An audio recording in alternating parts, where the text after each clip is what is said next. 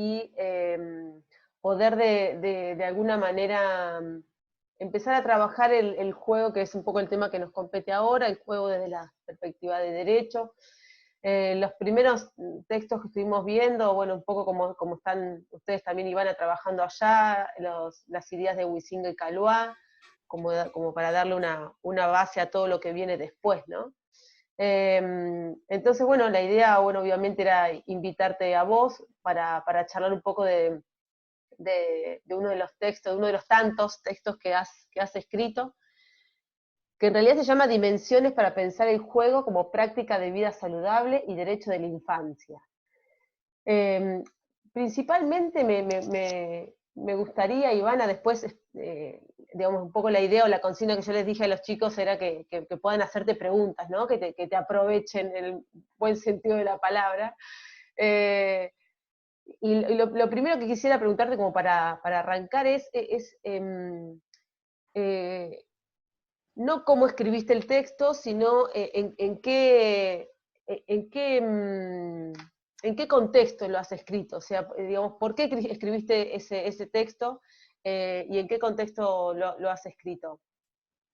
Qué bueno, Juli, porque, bueno, primero, chicos, que el que tenga ganas de hablar, activa el micrófono y se mete. O sea, no levanta manito, ni marquita, ni nada, se mete, porque si no, la cosa se hace más difícil. ¿En qué contexto es justa la palabra? Porque incluso yo escucho el título que tiene el escrito y me hace mucho ruido alguna cosa todavía, como por ejemplo, práctica de vida saludable, ¿no? Yo creo que el contexto fue crucial, porque ese escrito no lo elegí hacer porque tenía ganas yo de hacerlo, porque lo veía de esa manera en principio y tenía ganas de comentar, sino a pedido, es un escrito a pedido, ¿no? En el 2013, o sea que hace ya 7 años, Fundación Arcor se contacta conmigo y me pide que elabore un artículo, que elabore un escrito que le sirva de base para pensar cómo intervenir desde la fundación. Y me piden puntualmente que ligue al juego con el sedentarismo. Con el sedentarismo, así. Yo, imagínense que cuando me dice así, yo digo, mira, yo de sedentarismo no tengo idea, ni la voy a tener, porque el sedentarismo es una enfermedad, es una patología, no soy médico, o sea, no tengo idea, no puedo ni nombrarla esa palabra. Entonces, bueno, si no es sedentarismo, entonces vida saludable. Y bueno, y estamos más o menos en la misma, ¿viste? Pero sí al menos me permití darme el tiempo de pensar y de escucharlos a ellos en cuál es el planteo que tienen como organización que está dentro de una sociedad, ¿no? La preocupación de ellos es que hay chicos que se mueven cada vez menos. Entonces dicen, Perdón, bueno, hay Ivana, ¿ustedes saben lo que es la Fundación Arcor? Como para ubicarlo. es una fundación es una ONG. Vieron que se habla mucho de las organizaciones no gubernamentales, ONG, que siempre tienen una función social, atienden a alguna necesidad social y se sostienen económicamente del aporte de empresas. O sea, Arcor empresa, AFIP le hace una retención muy grande de plata y esa retención el Estado les permite que se reinvierta a través de ONG. Entonces hacen eso, ¿no? Se reinvierten esa plata a través de la fundación para generar alguna mejora, algún servicio, alguna preocupación que haga al bienestar de la sociedad, ¿no?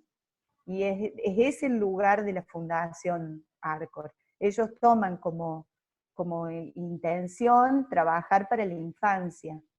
Cuando ellos me buscan para ese escrito, imagínense que lo primero que pensé fue, a mí me encantaría una infancia que juegue, una infancia que tenga tiempo para jugar, que encuentre lugares para jugar, que los grandes respetemos esos tiempos y lugares, que podamos estar pensando en una infancia que se permite crear una realidad distinta a la que le toca vivir, ¿no?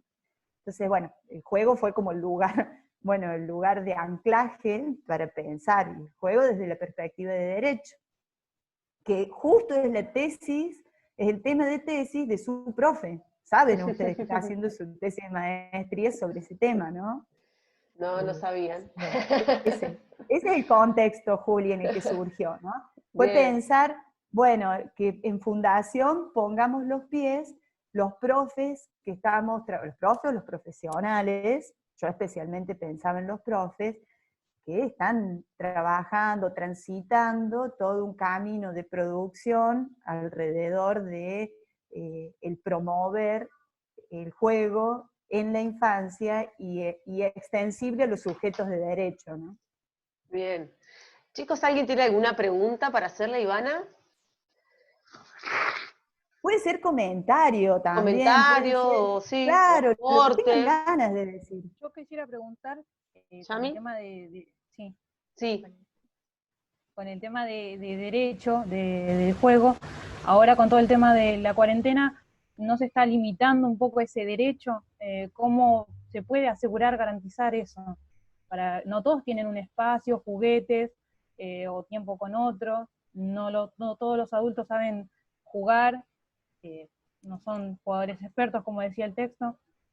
¿Cómo, no sé, la pregunta sería, cómo se podría garantizar o crear no sé, un buen sentido de juego? ¿Qué Eso. Qué bueno, pregunta? Yami. Es que yo creo que, ¿ves? Es esto. Claro. Este es el contexto y hay que estudiarlo. Fíjate cómo se van presentando como problemáticas a estudiar en el día a día, ¿no? Y cómo lo que se escribió ayer ya es viejo y ya no atiende a lo que está pasando hoy. Vos sabés, Yami, que en la materia yo doy conocimiento y juego el segundo año del profesorado.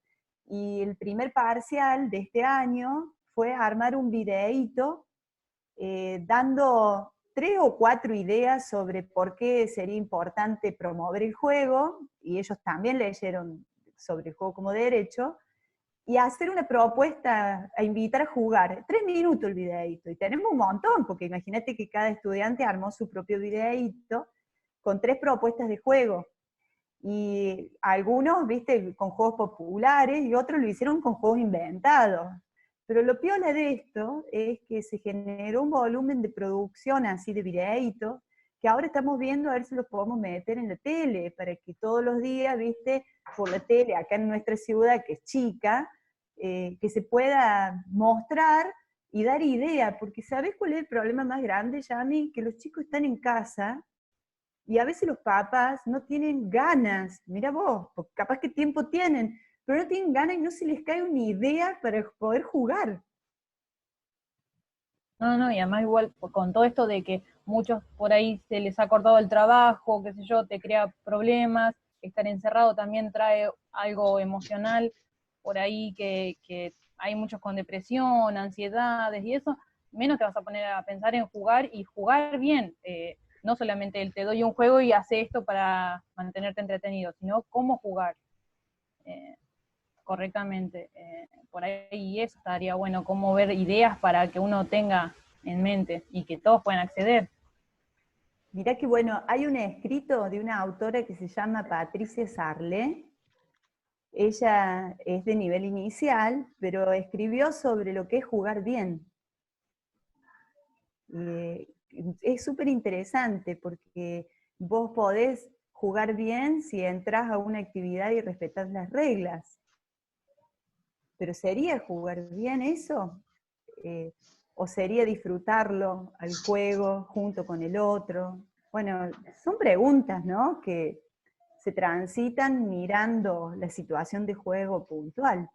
Pasa ahora por ahí con los juegos del celu, así de internet, se supone que están jugando, pero solos, en un lugar, en un rincón, sentados o acostados, sin nadie, sin hablar, sin nada. Están jugando, pero es jugar. Para. Juan Cruz. Juan Cruz. Perdón, es que... No, capaz que vos jugás así en la compu. Acá Rocío decía es que está escribiendo, dice, algunos padres no están acostumbrados a tener en casa a sus hijos. Ay, tal cual. Sí, un poco Che, a lo mí me que... pasa.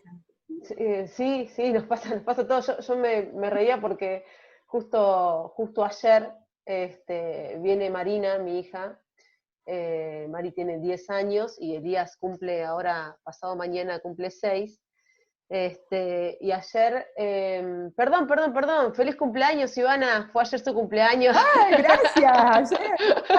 Iba a arrancar con eso, venía pensando cómo ir arrancando, y viste que una cosa pasa te lleva a la otra. Bueno. Sí. y, y me ría porque ayer viene Marina y dice, mamá, vamos a jugar a la peluquería. Me dice, ¿no? Entonces le digo, me dice, yo primero te peino a vos y vos después me peinás a mí. Bueno, dale. Entonces me empezó a hacer, qué sé yo, papá. Y al rato viene Elías. Entonces, viendo que Marina estaba jugando conmigo, eso de ese espacio-tiempo para jugar con un otro, y en este caso con un otro adulto, ¿no? No es que fue y le dijo a su par, Marina, Elías, quiero jugar a la peluquería, porque Elías tiene el pelo cortito, ¿no? Entonces, ¿a dónde puedo hacer mucho? Bueno, acá, ¿no? Acá puedes hacer un montón de cosas.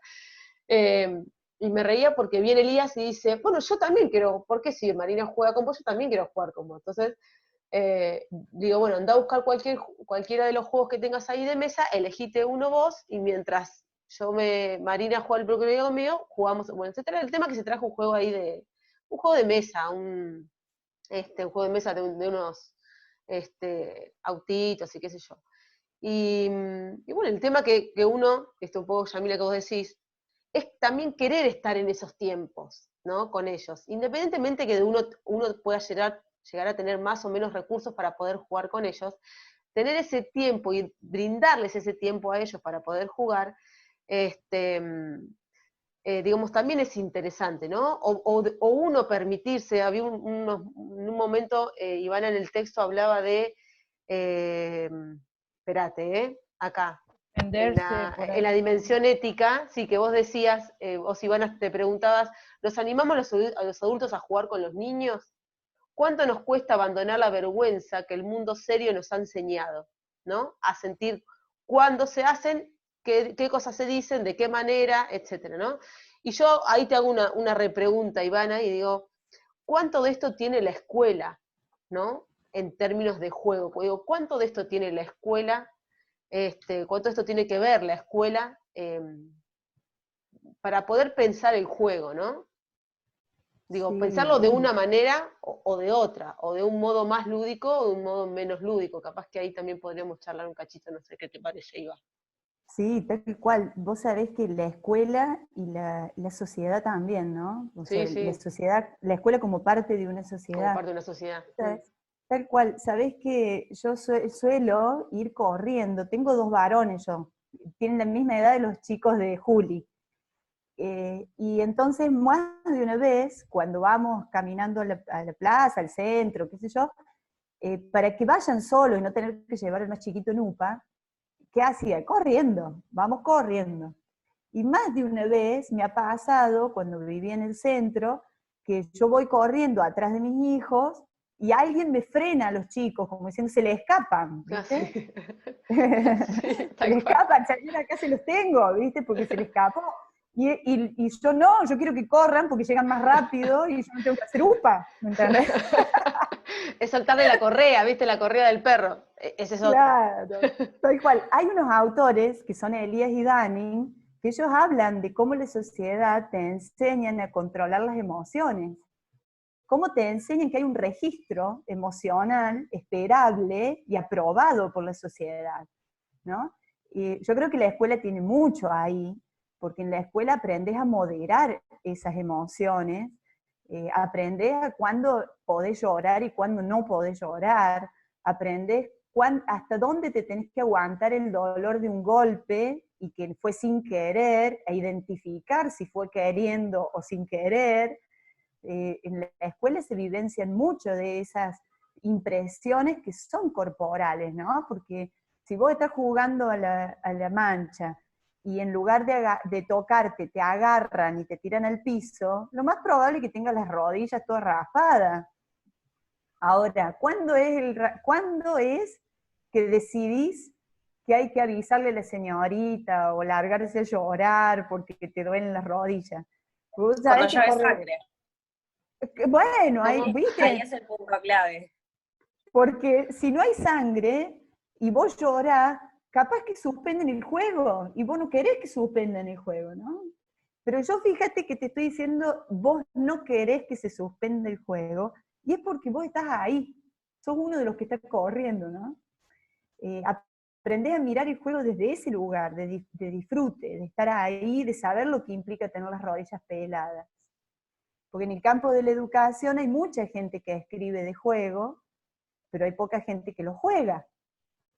Nosotros, profes de educación física, tenemos esa particularidad, que nosotros nos metemos a jugar. Es más, nosotros no le decimos a los chicos que hay que saludarse con un abrazo. No sé cómo vamos a hacer a la vuelta de la cuarentena,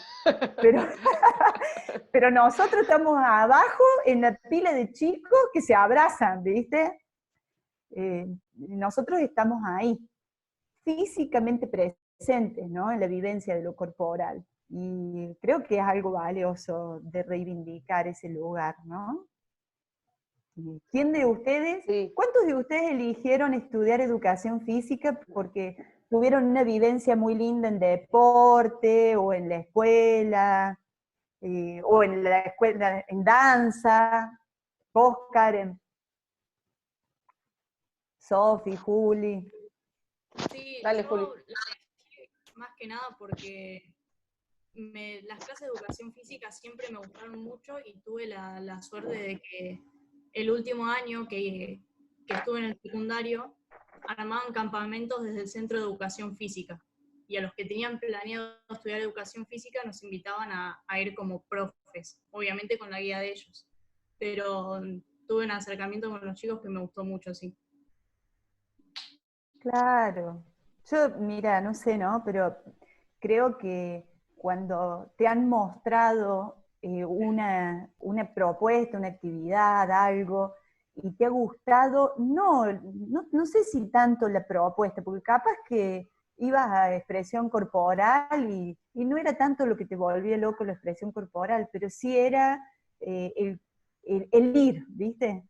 Y que te encontrás con los compañeros, lo que circula, lo que empezás a vivir. Capaz que eras reojota para eso, pero lo que se vive alrededor es muy lindo y contagia ganas de dedicarte a eso, ¿no? Sí, ahí Majo y Julita habían levantado la mano, no sé quién quiere. Majo, ¿querés decir algo?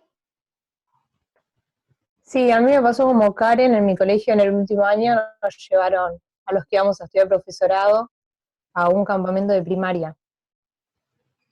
Y nada, Mirá. estuvo súper lindo. Sí. Y también ponerse, Sí. ¿no es cierto?, en este lugar. ¿Uno para qué estudia ser docente? Y ustedes seguro que van a transitar por pedagogía, entonces vos vas a decir, ¿para qué estudio? ¿Estudio para replicar modelos viejos o estudio para generar cambios y promover cosas nuevas? No sé, creo que con Juli compartimos en esto la idea de estudiamos docencia para cambiar la realidad que tenemos. O sea, que partimos de la idea de que lo que tenemos tiene muchas fallas, hay mucho para mejorar, ¿no? Sí. Julieta, ¿querés decir algo? Yo, a diferencia de las chicas, no tuve el privilegio de poder participar de otros campamentos, pero como me llevaba muy bien con todos los profesores de gimnasia, siempre en algunos ratos de clase me llamaban y iba a participar de unas actividades ahí en el patio que se hacían con los chicos, que jugaban a la pelota, y nada, es por eso básicamente que elegí la carrera, porque esos momentos que más que nada no eran campamentos, eran actividades normales, fueron muy lindos. ¿Y Bien, sabés Cami. qué, Juli? Perdón, sí. Perdón, pero No. ¿sabés qué? Vos sabés que nosotros damos juego, el equipo nuestro da juego en educación física y también da juego en nivel inicial. Y vos sabés que hay una cosa En que la carrera de compartimos nivel inicial, decís, Ivana. Sí, Bien. sí.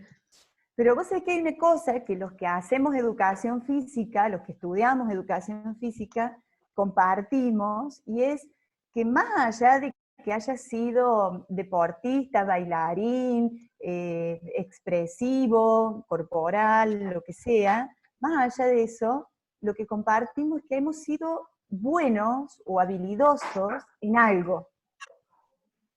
Y a diferencia de lo que nos suele pasar con las chicas de nivel inicial, digo las chicas porque el 100% son Mujeres. sí, en estos últimos años. Pero la cosa es que ellos nos ofrecen una mirada de los jugadores muy distinta, ¿no? Muy distinta, sí. Muy La verdad distinta.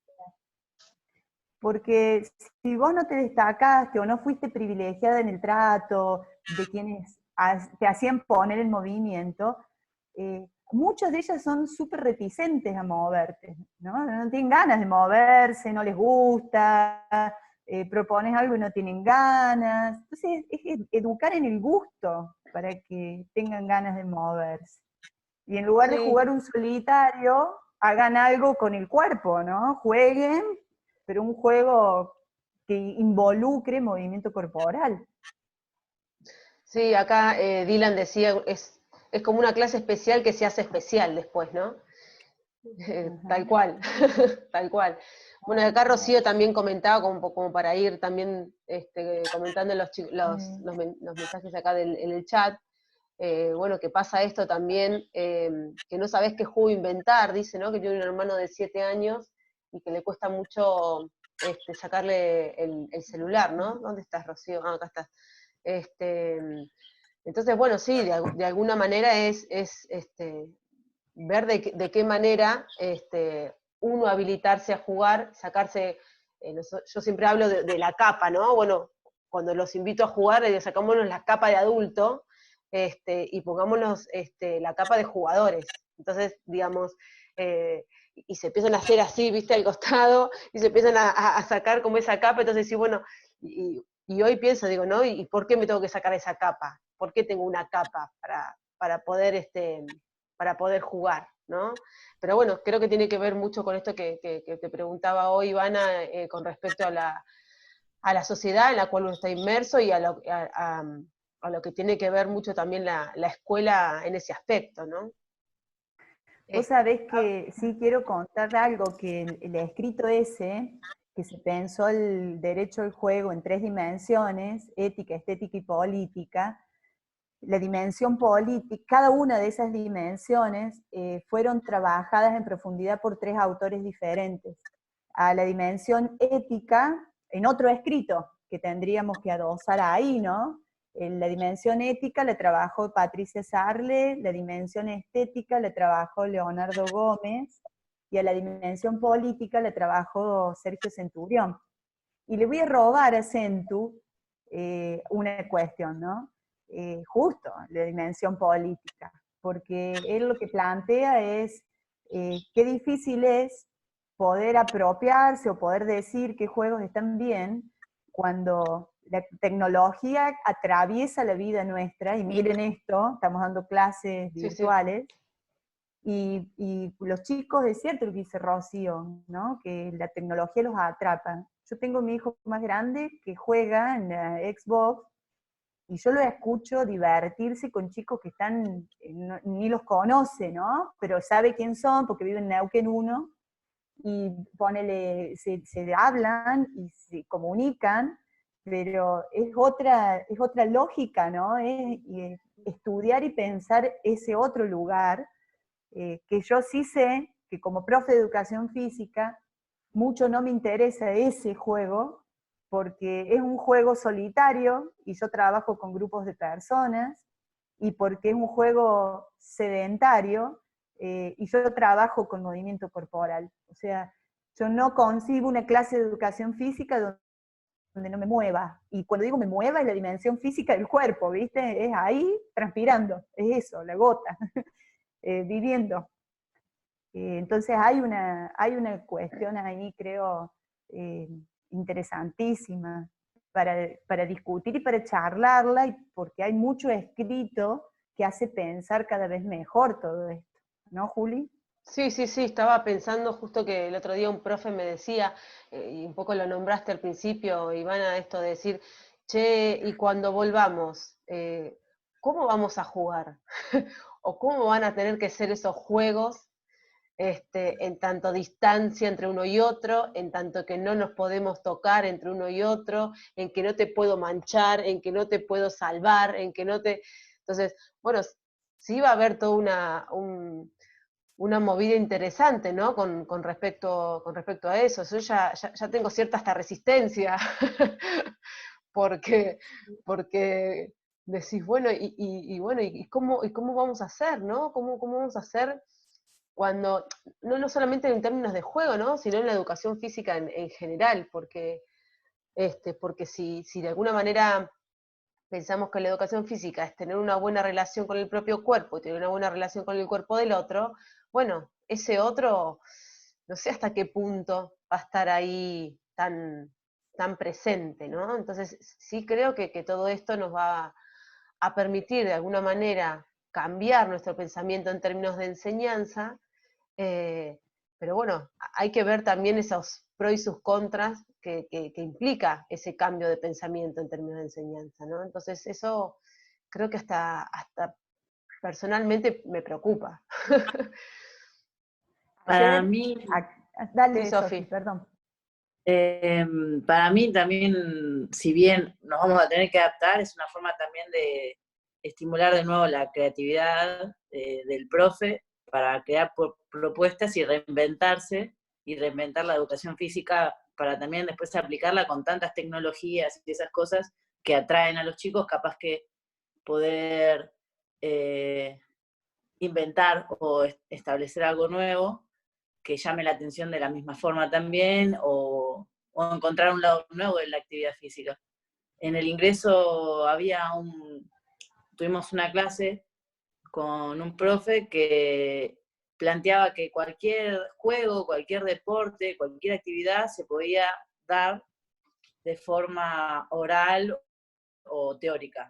Y justo estaba con otro profe que o sea, como que no soportaba mucho esa teoría, no la bancaba, y postulaba su otra postura.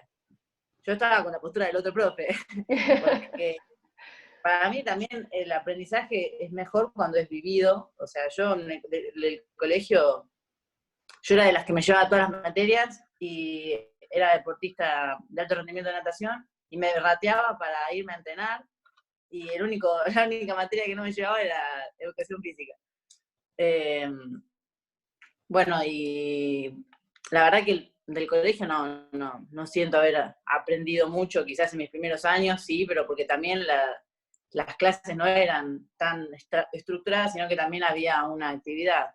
Para mí el tipo de educación nueva es algo que está bueno, y ahora capaz que se va a poder implementar más, porque el hecho de estar sentados y esas cosas, como había dicho al principio, de que hay que reinventar la educación. Y quizás esto es una forma de, a los cachetazos, tener que reinventarse y volver a estimular la creatividad desde el lado docente.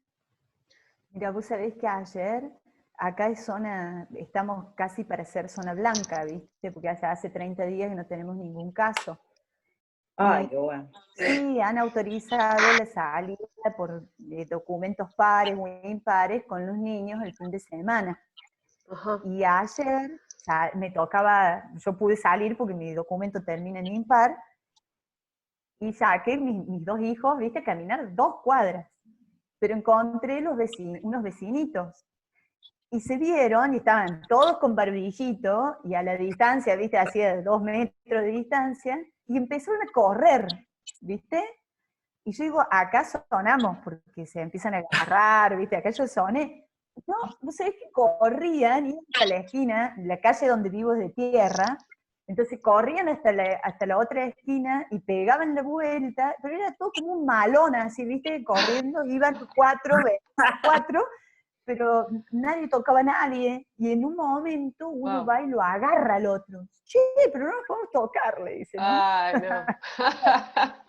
Uy, es que se dan cuenta re rápido, ya entienden todo. Sí, yo Vos pensaba en sabés esto, que Sofía, que decías de reinventar, ¿no? Un poco reinventar el estilo de vida en general, digamos, siendo lo más algo un poco más macro, ¿no? O sea, desde todo aspecto. Ahora nos estamos reinventando, porque esto Tal es cual, nuevo. tal Las cual. clases así son todo el tiempo. Sí, tal Y cual, capaz tal que cual.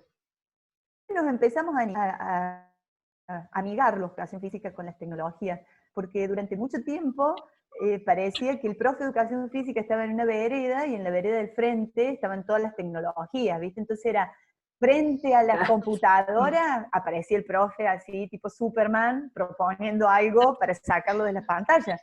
Y el año pasado vino una profe brasilera no me acuerdo bien el nombre, ¿no? Pero era como los Exerce Game, una cosa así, que era una propuesta de clases de educación física utilizando pantallas que proyectaban, ¿viste? Como los videojuegos esos que bailan así Sí, y sí. los chicos van copiando. Bueno, igual, la clase de educación física en el gimnasio, pero levantado en una pantalla y los chicos mirando una pantalla en el gimnasio, uno al lado del otro y sin mirarse entre ellos, ¿no? Digo, a mí me resuena, me choca Nos pega en por lo todos más lados, profundo. sí, de las vísceras, Tal cual. pero bueno, ¿viste? Digo, son propuestas en esto de reinventarse, creo que no solo la cuarentena, creo que hay gente que antes empezó a reinventarse en ese sentido, ¿no? Chicos, ¿alguno le quiere hacer una pregunta? ¿O un comentario que decíamos hoy? Algo que le haya llamado la atención del texto. Sí, ¿qué les pareció? Pero, ¿qué les pareció? Si les pareció accesible, complicado, denso, qué sé yo, no sé, algo que no les haya gustado, o algo que les haya llamado la atención por ahí. Yo con una pregunta por ahí de una parte que leí, no me quedó muy clara, no sé si no la entendí, que decía sobre el jugador experto, que decía que toma las decisiones sobre el cómo intervenir, aunque no siempre pueda justificar el por qué, aunque se supone que el adulto sepa cómo justificarlo, tiene que saber justificar cómo y por qué. Eso por ahí no entendí. ¿Quién, Yami, para vos tiene que saber justificarlo? ¿El jugador experto? Bueno, es que vos sabés que yo creo que es esa la... No sé, no te puedo decir una cosa porque no la sé, pero sí te puedo decir que nosotros aprendemos a jugar como nuestra sociedad se ha acostumbrado a hacerlo, ¿no?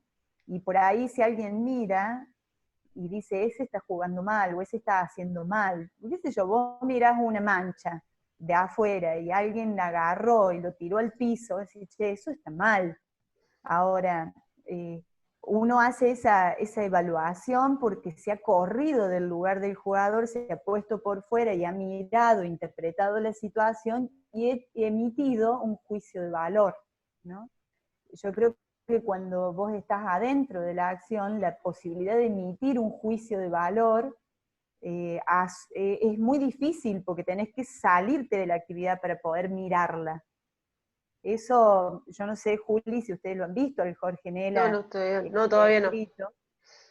Bueno, ustedes van a ver, seguramente ahí Jorge propone el entrar y salir del juego para hacer intervenciones, ¿no?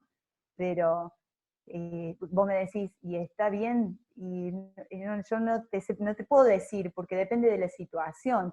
Por eso el profe que da clases necesita estar jugando también, porque si no, no podés valorar hasta qué punto le has hecho daño y hasta qué punto fue de mentiritas algo. Es muy difícil de poder valorar una cosa así, ¿no? ¿Cómo te das cuenta vos que alguien te dice en doble sentido algo? Qué linda que estás, Yami. Sí, depende de quién te lo dijo, cómo te lo dijo, ¿viste? ¿En qué momento? Más una intuición. ¿Cuál? El modo en que te lo dijo, ¿viste? Estás linda, Yami, ¿eh? ¿Qué me dijo? ¿Viste? Te suena raro, las entonaciones. hay que estar en la situación y poder contextualizar las emisiones para poder entenderlas, ¿no? Sí, como decía Ivana, hay un texto de Jorge Nela que habla de él nombra 3 momentos de la intervención, ¿no? Pero no 3 momentos, es decir, bueno, ahora se interviene de esta manera, ahora de esta y ahora de esta, sino que da diferentes pautas para ver a qué estar atento en esas situaciones. Pero es como dice Ivana, hasta que no estás en la situación, digamos, uno no sabe cómo poder dar respuesta a eso, ¿no? Que bueno, es un texto que ya lo vamos a tomar un poquito más adelante, me parece que es súper interesante. Acá Ivana preguntaba, ¿quién es Tabucci? Tabuccini. ¿Qué quiere decir, Julieta? Gracias, Julieta. ¿Qué quiere decir que la infancia es una experiencia enmudecida?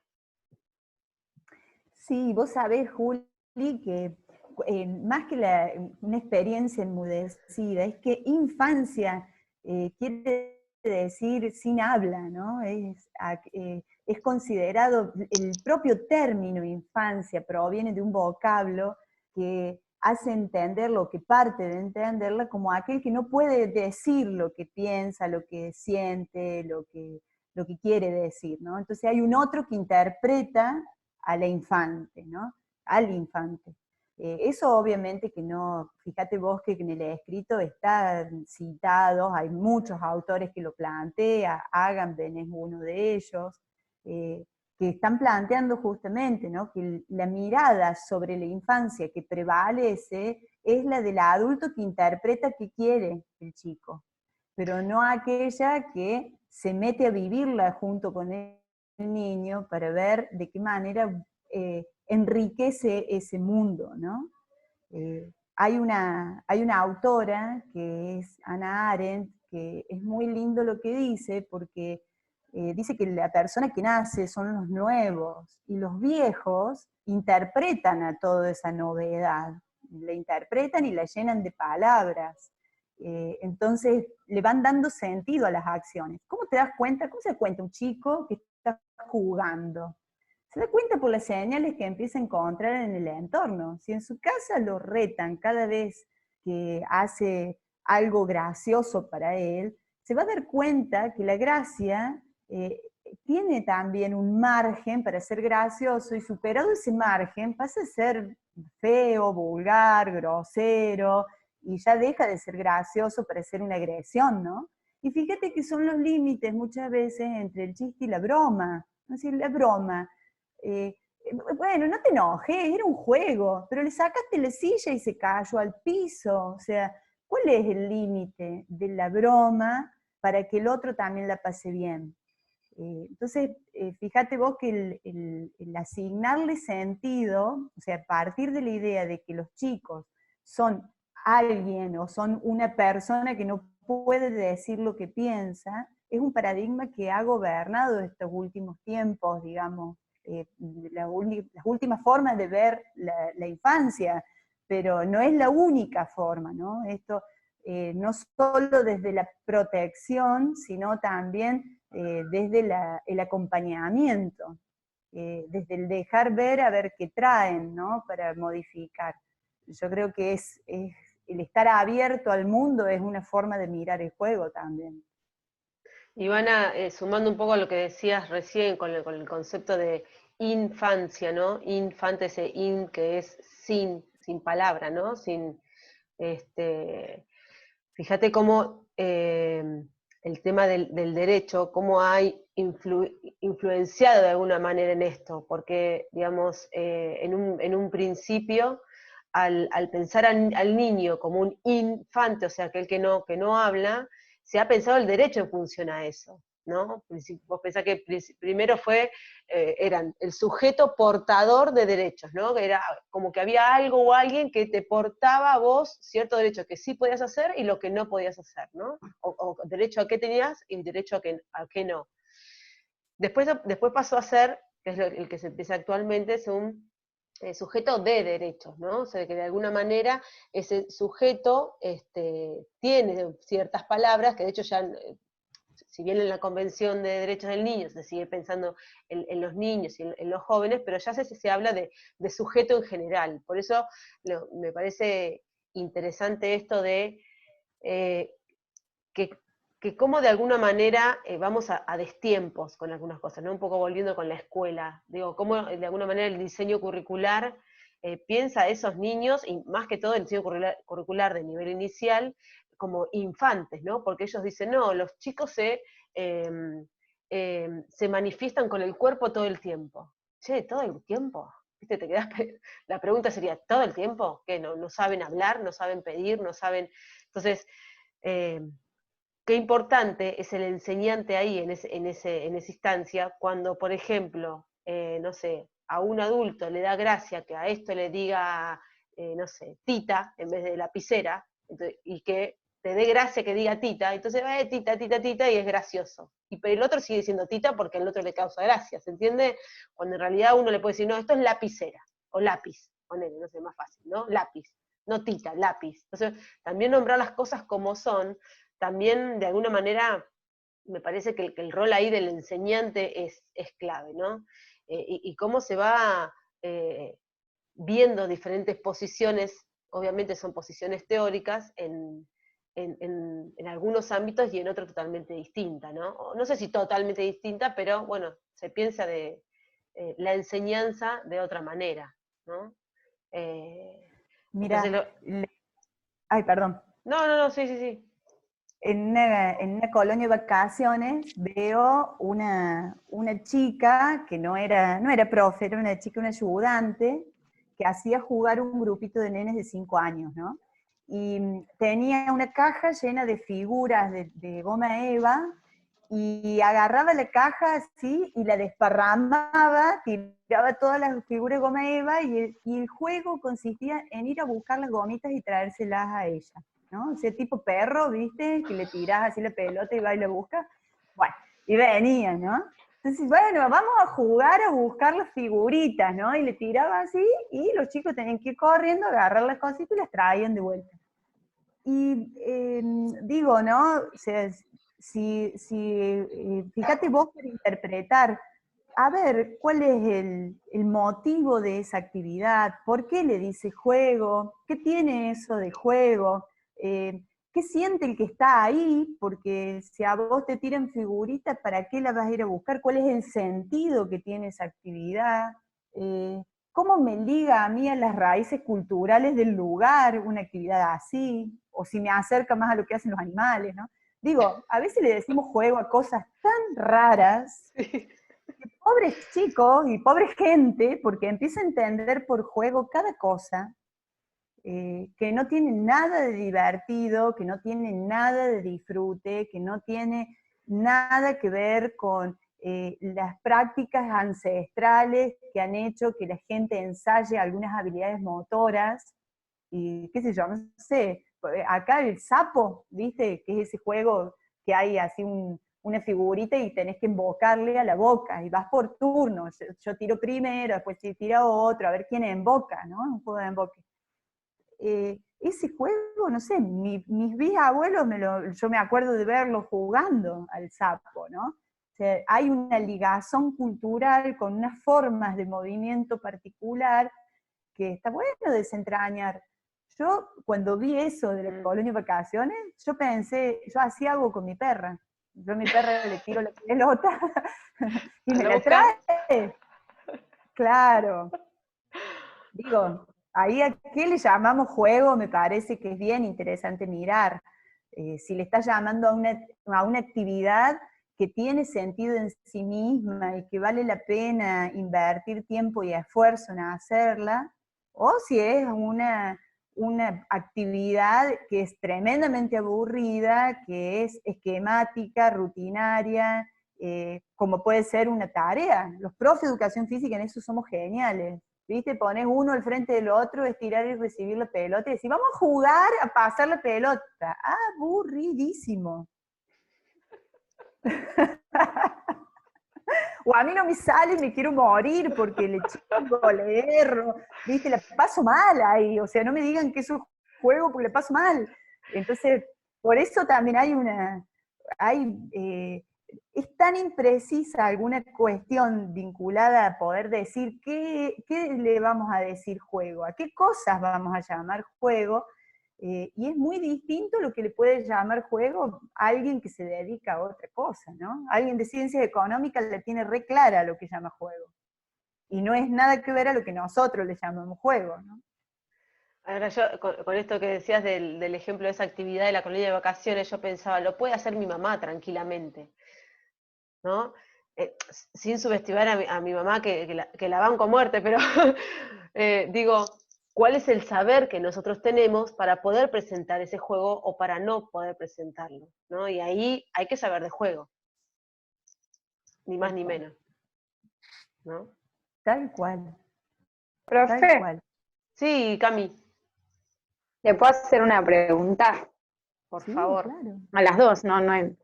Me gustaría que nos ayuden a describir cómo sería un clima de juego, cómo generar ese clima de juego. ¿Qué elementos tendría que tener?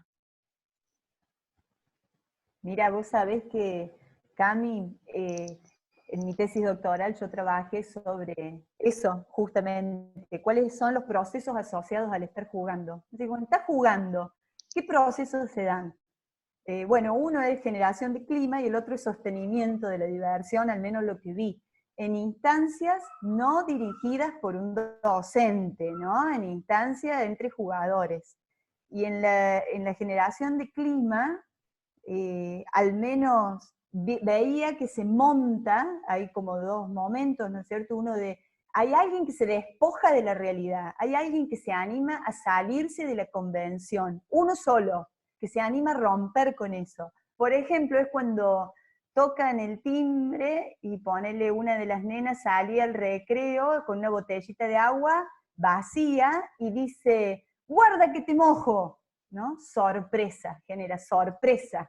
Se animó a tirarse al vacío, a tirar así, ¿no? Y si había alguien que le enganchara en la actividad. O por supuesto que hubo uno que dijo, ¡ay! Y salió corriendo y se largó la mancha, ¿no?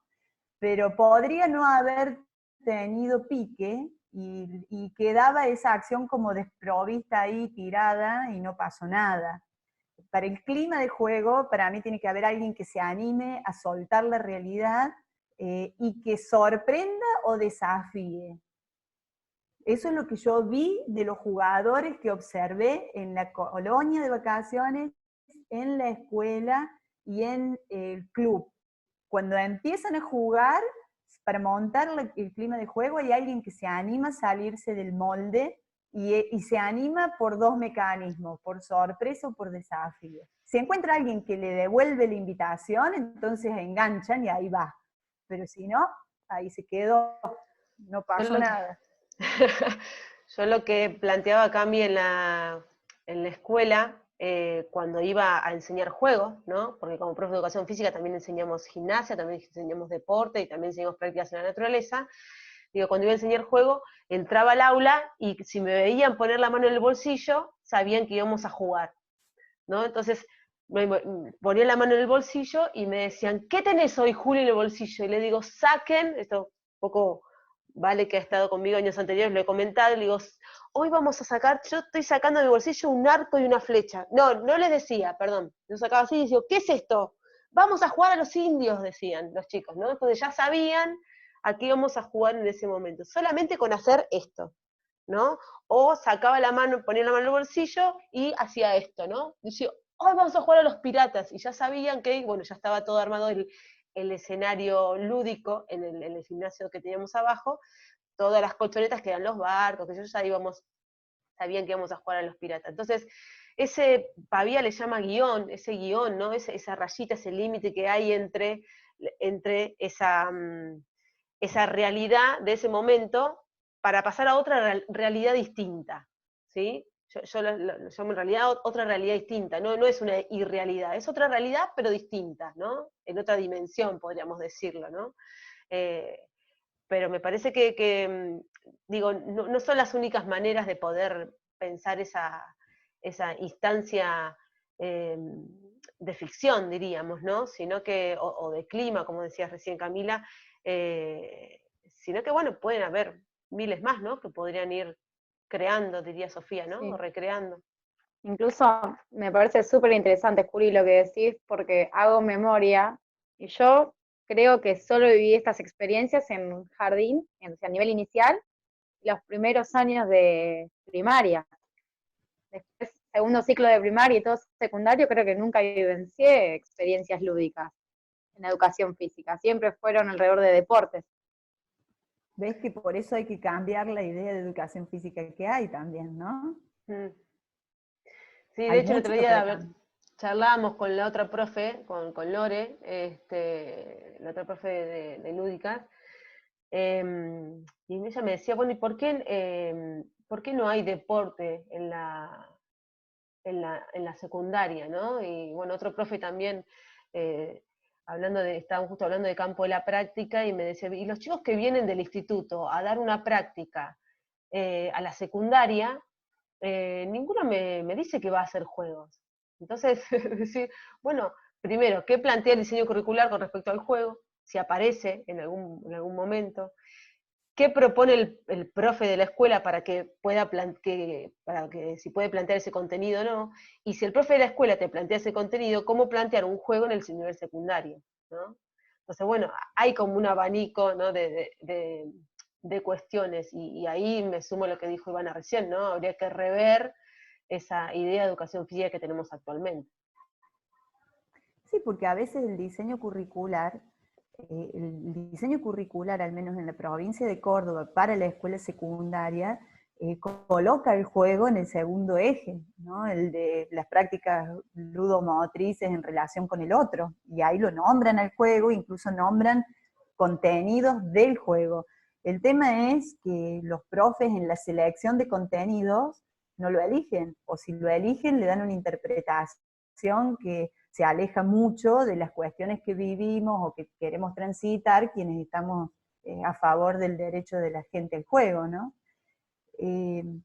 Los chicos en lo que hacen la práctica en nuestra universidad, cuando van a proponer juego, porque los contenidos se los da la profe de la práctica, cuando les toca planificar, es todo un desafío porque tienen que completar las planificaciones de acuerdo a lo que quiere la profe de la práctica, pero queriendo volcar lo que aprendieron en conocimiento y juego.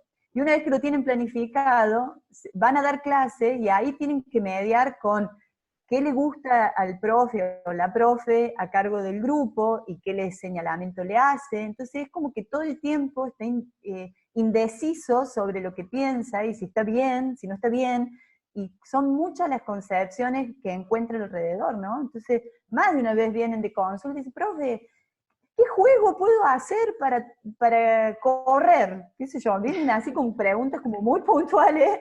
Decís, pero ¿y por qué pensás en eso y no en cuál es el objetivo de tu clase? ¿Qué estás pensando? Bueno, ¿no? Y empiezan, creo que es un lugar muy incómodo el de practicante, Cami, porque te toca estar en el medio de responsables de la cátedra, de la formación docente, y de la formación de los chicos. Entonces es como que no sos tampoco el profe definitivo de los chicos, o sea que tampoco podés decidir tanto. Es un lugar bastante incómodo. Sí, sabés, el año pasado hubo ahí una situación con unos profesores de la escuela, porque unos estudiantes de segundo fueron a hacer sus prácticas, y el profe de la escuela le pide, dice, bueno, hace unos juegos, ¿sí? Porque quiero enseñar a lanzar, así, lisa y llanamente. Entonces los estudiantes, con toda su posición de segundo año, dice, pero profe, ¿qué quiere que nosotros enseñemos? Le pregunta, ¿no? Con todo respeto, y muy bien. Profe, ¿qué quiere que nosotros enseñemos? ¿Quiere que enseñemos a jugar juegos o quiere que enseñemos la habilidad o la técnica, según nos llame la gimnasia, lanzamiento? Entonces el profe se quedó acá, y vuelvo a la palabra de Julieta, enmudecido, totalmente, porque dice, ¿qué pasó? Entonces, enseguida, el profe nos llama por teléfono, y nos dice, bueno, dice, a ver, ¿qué están haciendo? O sea, ¿qué están enseñando? Nos dice a nosotros, al grupo de profes de práctica, dice, ¿qué están enseñando? Porque me plantearon esto, esto y esto. Entonces, bueno, primero nos tocó un profesor que de alguna manera súper abierto, ¿no? Y decir, che, denme una mano porque estos chicos me o sea, me sobrepasa la pregunta que me están haciendo, ¿no? Entonces, en ese momento digo, bueno, en buena hora que un coformador venga y dice, Julieta, profe, ¿qué están enseñando ustedes para que yo pueda de alguna manera dar alguna respuesta, ¿no? Entonces, bueno, a partir de ahí empezamos a pensar en encuentros con conformadores y qué sé yo. Pero digo, qué interesante. Distinto hubiese sido, pienso yo, en otro profesor que haya dicho, no, hace esto y punto, y bueno, no da como la posibilidad ahí de poder charlar mucho más. Pero bueno, por suerte se dio esa situación, ¿no? Que de alguna manera habilitó a hacer otro tipo de encuentros con los conformadores, que tampoco tenemos la verdad, ¿no? Nosotros simplemente lo que siempre decimos son diferentes formaciones, diferentes recorridos, diferentes estudios, ni mejor ni peor, nada, diferentes. Por eso lo interesante es poder sentarnos y debatir sobre eso, ¿no? Que es lo que nosotros, como dijo Ivana, ni bien empezamos esta charla, esta conversación, bueno, es lo que nos apasiona, ¿no? Por eso estamos acá, por eso Ivana se tomó su tiempo después de haber tenido otra reunión de investigación y estar acá charlando con nosotros, ¿no?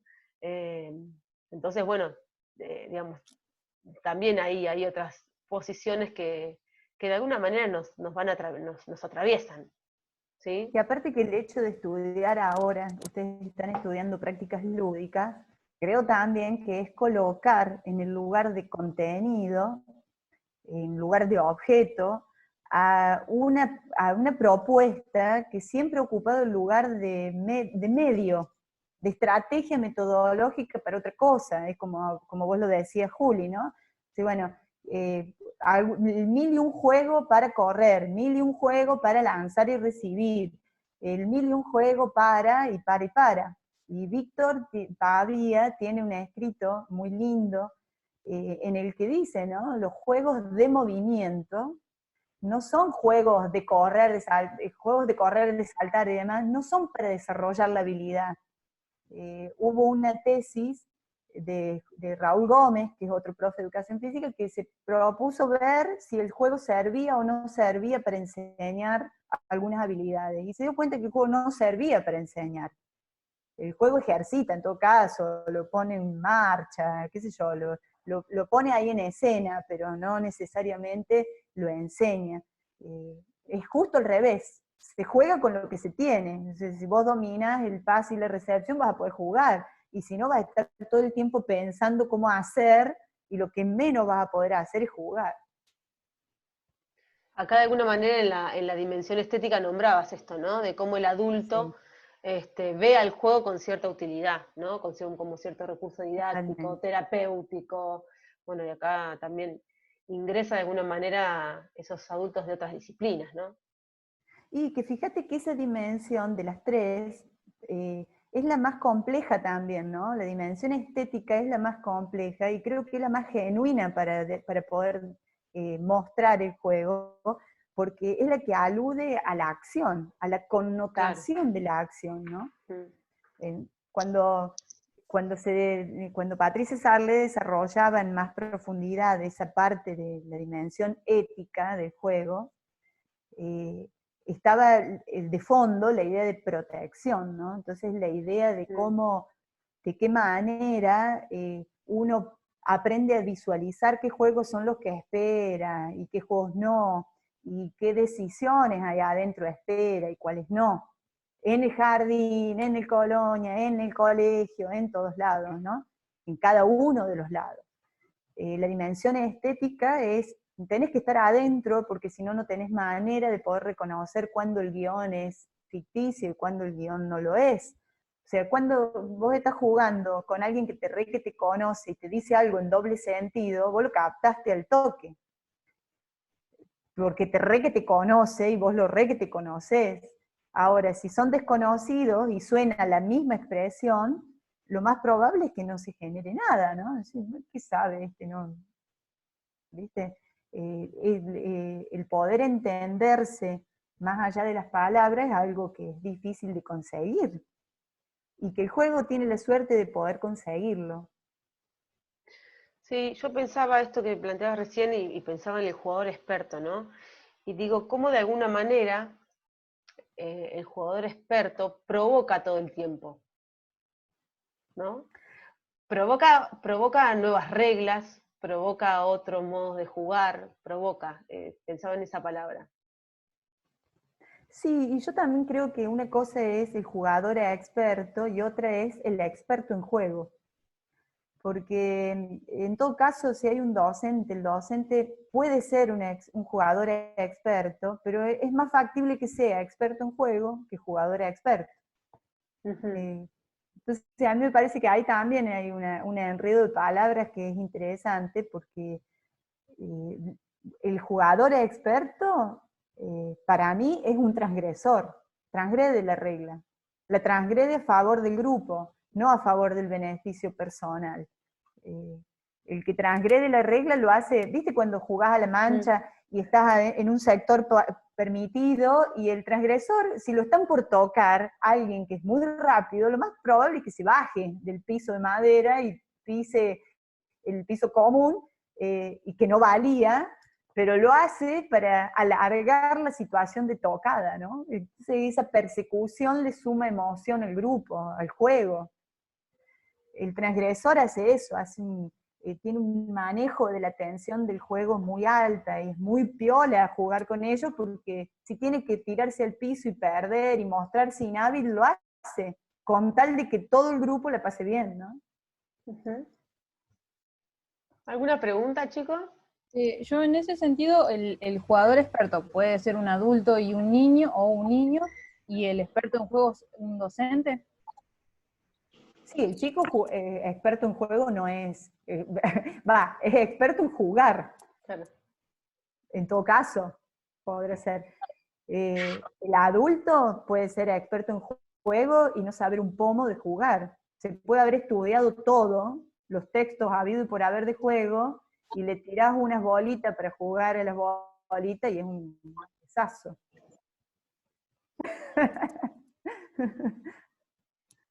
Te hago una consulta, Ivana. Dale, Juli. Cuando vos hiciste este texto, ¿se te hizo medio complicado pensar, cómo explicarlo? ¿Se te hizo difícil como dividir el rol de madre y el rol de profe a la vez? Es que no los puedo dividir. Todos los días. No, Claro. como que no sé formular muy bien la pregunta. Pero es que yo creo entenderte, a ver. Vos sabés que yo no concibo separar a la Ivana mamá de la Ivana ama de casa, de la Ivana docente, de la Ivana jugadora, me cuesta muy mucho. Ahora, sí, si la pregunta viene, si te cuesta separarte del lugar de estar adentro de un juego a mirarlo por fuera, sí, claro, y yo creo que por ahí venía la pregunta, sí. Sí. Y más grande es el esfuerzo cuando me tocó escribir justo sobre la dimensión estética. Porque Hay una parte donde pones, nos animamos los adultos a jugar con los niños en forma de pregunta. Por eso es que me surgió justamente la duda. Y es que yo creo que todo el tiempo es esa el desafío, pero también es esto, porque yo pienso el juego desde el lugar de los jugadores, desde ahí adentro. Entonces poder como salirte y generar empatía con quien no está ahí adentro, que es la gran mayoría de los adultos, es como un ejercicio que sí que es difícil de hacer, pero que no me implica a mí el separar mamá, docente, pero sí me implica decir, me pongo los anteojos así, de jugador, estoy adentro del juego, veo esto, acá viene el meteorito, qué sé yo, me saco los anteojos, lo miro desde afuera y digo, ese no está haciendo, este no sé qué cosa. O sea, ese ejercicio de entrar y salir creo que es un saber especializado del profe. que sabe que cuando está adentro la mira de una forma, y cuando está afuera la mira de otra. Yo creo que es toda eso una se hace re práctica, ¿no? evidente. Sí, ¿sabes qué, Juli? Se hace muy evidente en los procesos de evaluación. Cuando vos estás dando clases, sos profe de educación física, estás dando clases, estás jugando con los chicos a los meteoritos y los cometas. Tenés los anteojos así, estás metido en el medio de los meteoritos. Y viene la directora y se te para atrás tuyo y dice, profe, ¿qué estás haciendo? Yo creo que ahí es donde, ¡guau! ¿No? Tenés que correr y decir, bueno, ¿qué estoy enseñando? ¿Qué estoy haciendo? ¿Qué están haciendo mis alumnos? ¿Cuál es el proceso metodológico? Bueno, hay toda una, una lectura que si estás ahí adentro no la ves. Por eso yo decía que es toda una práctica de entrar y salir, ¿no? Del juego. Sí, seguro. Acá Dylan dice que es Quebrar con la importante la actividad. intervención. ¿Cómo? Entrar y salir sin quebrar esa actividad, sin romperla, que se Claro. pueda seguir sin crear problemas para todos. Sí, claro, que no estés siendo vos el protagonista del juego y de repente te vas para mirar otra cosa, ¿no? Sigue, porque desaparecería Claro. ese protagonismo. Sí, hay que ver, Y por eso aparte, digo, es toda una práctica, ¿no? Porque acá un poco Dylan decía, bueno, tiene que ver con las diferentes intervenciones que uno también va haciendo en ese juego, ¿no? En esa instancia. y para mí tiene que ver también con una plasticidad del grupo, no solamente con la capacidad para la intervención del docente, sino con la plasticidad lúdica del grupo de juego.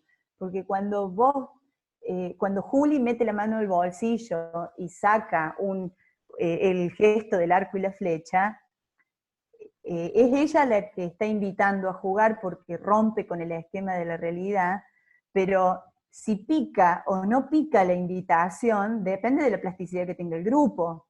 Porque capaz que con ustedes ella mete la mano al bolsillo y hace así y encuentra algo y la gente se engancha, y capaz que mete la mano y saca el arco y la flecha en otro grupo que no la conoce y no pasa nada, ¿no? Entonces, para mí Esta también loca, tiene ¿qué que le ver. pasa? Claro, entonces para mí es no solamente entrar y salir, y no solamente el saber de la intervención, para mí también hay un saber de ser plástico para entender eso de otro sentido, ¿no? Una plasticidad lúdica. Bien, ¿alguna otra pregunta que quisieran hacer? Para ir cerrando. Yo quería preguntarte Hermoso. algo, Ivana, para ir cerrando. Digo, si vos pudieras ahora, por ejemplo, cerrar los ojos e imaginarte una ciudad para que haya derecho al juego, ¿no? O sea que el juego sea prioritario. ¿Cómo te lo imaginarías? Hablando en términos de derecho, de dimensiones, de que estuviste trabajando en el texto y lo que vos pensás. Sí, yo no sé, pero sí pienso, mira, sin pensar cosas demasiado fantásticas, que por ahí te las podés imaginar, qué sé yo, viste, no te imaginas, por ejemplo, de una ventana a la otra, tipo una tirolesa, fabuloso. Bueno, pero sin ir a cosas tan fantásticas, pienso, me encantaría poder ir a la plaza y que mi cadera, si bien entro en una hamaca, que entre, Por me ahí va. engordo un par de kilos, que siga entrando, que mi abuela se pueda sentar también en una hamaca, me encantaría, que la hamaca que es para silla de ruedas, que mis hijos la adoran, pero para subirse de a 5 o 6 a esa hamaca, que exista una hamaca comunitaria permitida para eso, me encantaría. Digo, sin ir a invenciones demasiado fantásticas, que también están buenas, una vuelta entré por invitación de Centu, que es el profe con el que yo trabajé mucho tiempo, entré a mirar las condiciones de laburo de la gente de Google. No sé si ustedes entraron, chicos. Si pueden, entren, googleenlo y búsquenlo.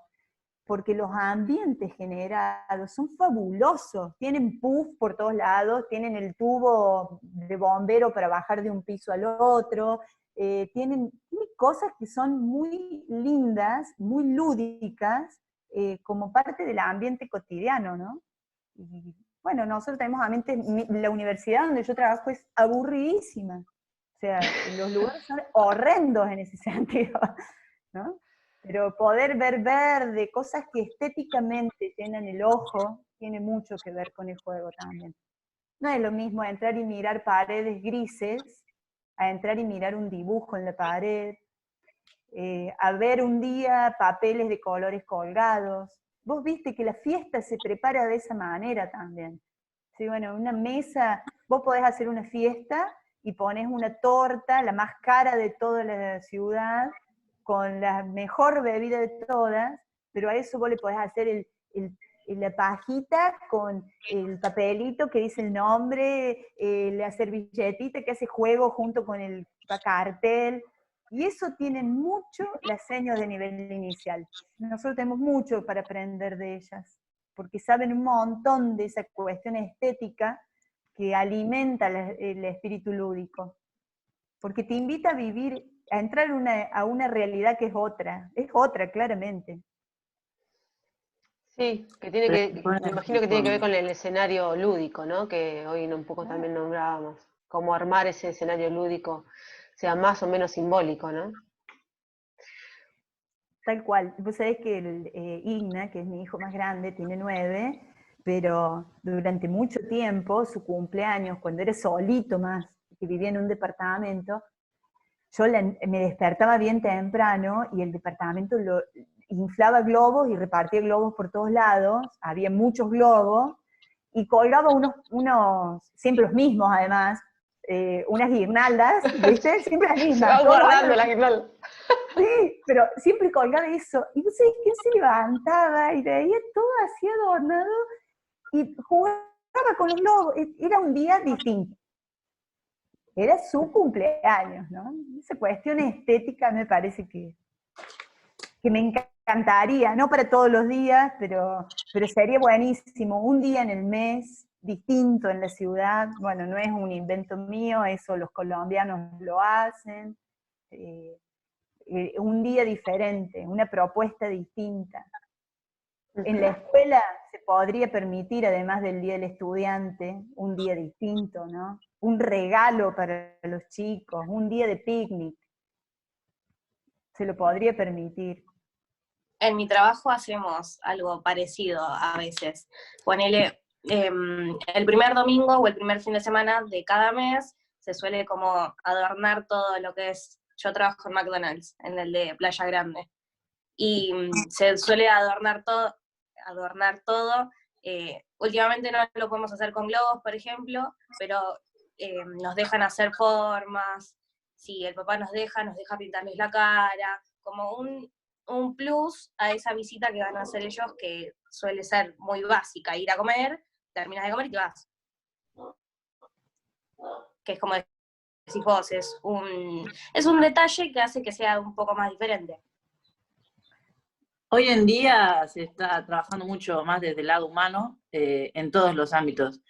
En Google, o sea, en los trabajos buscan mayores comodidades de los trabajadores para tener mayor rendimiento.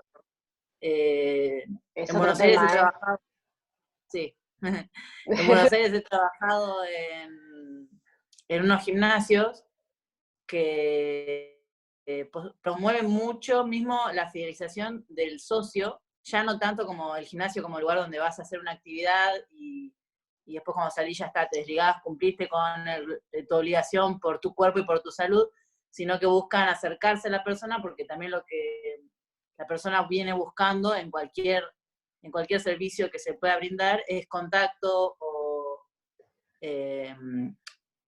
como se dice, un contacto con el otro, compartir. Entonces, un sentido de pertenencia. Claro, pertenencia. Se empieza a establecer más una priorización, una prioridad por el tema de que se sienta cómodo en el lugar para que después al otro día vuelva, que solo la actividad física. En Google, la mayoría de los que trabajan, hay películas también de Google o ¿cómo se dice? Bueno, videos que cuentan cómo es el trabajo en Google. En Google son personas que hacen aplicaciones, trabajan todas personas que por lo general ninguno tuvo una educación tradicional, algunos estudian en sus casas, son personas súper bocho, pero la mayoría tuvieron una educación más, en vez de tan limitante, más lúdica al momento de la enseñanza, que capaz es lo que se está medio implementando ahora, pero que es difícil capaz en la escuela más a cabo, porque a veces está medio limitado, pero por lo general los que manejan ese tipo de educación nueva son todas escuelas privadas, porque el gobierno no lo banca. Pero bueno, ahora todo se busca así, por buscar un lado más humano o más de contacto, que la gente consume eso, consume establecer relaciones. Por ejemplo, no sé ustedes, pero yo ahora que vivo sola y estar tantas horas solo en una cuarentena, que capaz que me hago videollamadas con mis amigos de Buenos Aires y me quedo horas, que capaz cada uno hace la suya, estamos en contacto, y simbólicamente, capaz que uno está cocinando, pero bueno, está junto. Siempre estamos consumiendo eso, tratar de estar en contacto con alguien más. Sí, creo Bueno, que también hay que tener un ojo un poco crítico con esas cuestiones, ¿no? Porque también todo de alguna manera finaliza en poder producir más, ¿no? claro. Poder, por un lado, producir más y por el otro lado, mantener al cliente, ¿no? Entonces, bueno, sí tener un ojo crítico, me parece que hay ideas que son superadoras con otras más tradicionales, pero bueno, siempre teniendo ahí, estar un poco atento a lo que responde a eso también, ¿no? Creo que es una paradoja ya lo último, ¿no? Creo que hay Walter Brach dice que los profes de educación física somos profes de lo inútil. Y yo creo que hay una gran paradoja ahí, porque yo soy profe de lo inútil, porque enseño juego, pero a mí me gusta ser efectivo y eficiente en esto, digamos, no quiero estar todo el día dando clases, me gustaría dar media hora de clase y que esa media hora sirva. Entonces, vos me decís, es para trabajar más. Sí, la verdad es que yo me encantaría que el lugar de trabajo mío me estimule para ser más efectiva en los momentos de trabajo, para tener más tiempo libre y hacer lo que tengo ganas de hacer cuando puedo hacerlo, ¿no? Uh-huh. Me parece que hay una paradoja ahí. Sí, tal cual. Bueno, quisiera agradecerte, Ivana, de tomarte este tiempo para charlar con todos nosotros y todas nosotras. Particularmente me parece que es muy rico. Los profes de las otras cátedras me pidieron que lo grabe para que, para que se pueda después pasar en las comisiones de ellos, así que bueno, la verdad que me parece súper interesante. Y bueno, te quería agradecer particularmente por haber estado en este momento, y bueno, ya nos volveremos a encontrar otra vez.